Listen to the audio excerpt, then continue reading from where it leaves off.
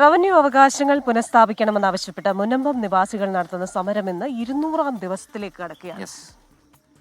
വഖഫ് ഭേദഗതി നിയമം പാസാക്കിയതോടെ പ്രശ്നത്തിന് ശാശ്വത പരിഹാരം പ്രതീക്ഷിച്ച മുനമ്പം നിവാസികൾക്ക് നിരാശയായിരുന്നു ഫലം. സർക്കാരിൽ നിന്നും കമ്മീഷനിൽ നിന്നും അനുകൂലമായ ഇടപെടൽ ഉണ്ടായില്ലെങ്കിൽ സമരം കടുപ്പിക്കാനാണ് സമരസമിതിയുടെ തീരുമാനം.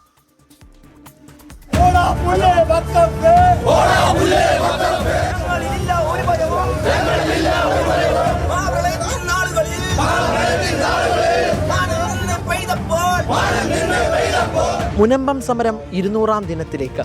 ചരിത്രം കണ്ട ഏറ്റവും വലിയ സമരത്തിലേക്കാണ് മുനമ്പം നടന്നു നീങ്ങുന്നത്.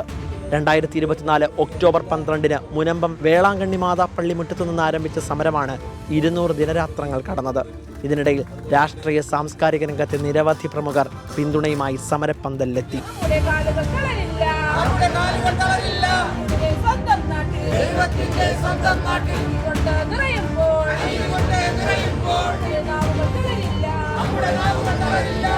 കഴിഞ്ഞ മാസം പാർലമെന്റ് പാസാക്കിയ വഖഫ് ഭേദഗതി നിയമത്തിലായിരുന്നു മുനമ്പം നിവാസികളുടെ ഒടുവിലെ പ്രതീക്ഷ.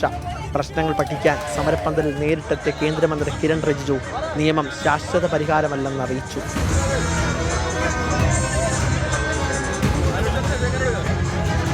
I am not spelling a deadline, a particular fixed time. I am not saying, but that doesn't mean that your issue will be not settled.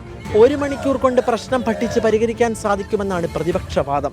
ഇതിന് പിന്നാലെ justice CN Ramachandran Nair commission രൂപം നൽകി. കമ്മീഷന് നൂലാമാലകൾ ചൂണ്ടിക്കാട്ടി ഹൈക്കോടതിയിൽ വിവിധ ഹർജികൾ. ഒടുവിൽ കമ്മീഷന് തുടരാമെന്ന് ഹൈക്കോടതി.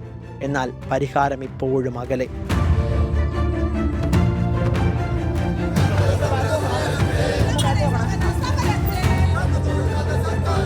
ഇരുന്നൂറാം ദിനത്തിൽ വരാപ്പുഴ അതിരൂപത സഹായമെത്രാൻ ആന്റണി വാലുങ്കൽ 2ാം ഘട്ട സമരം ഉദ്ഘാടനം ചെയ്യും. KLCA, KCYM, SNDP, ധീവര തുടങ്ങി ജാതിമത സമുദായ ഭേദമന്യേ നിരവധി പേർ ഒത്തുചേരും. 24 കൊച്ചി.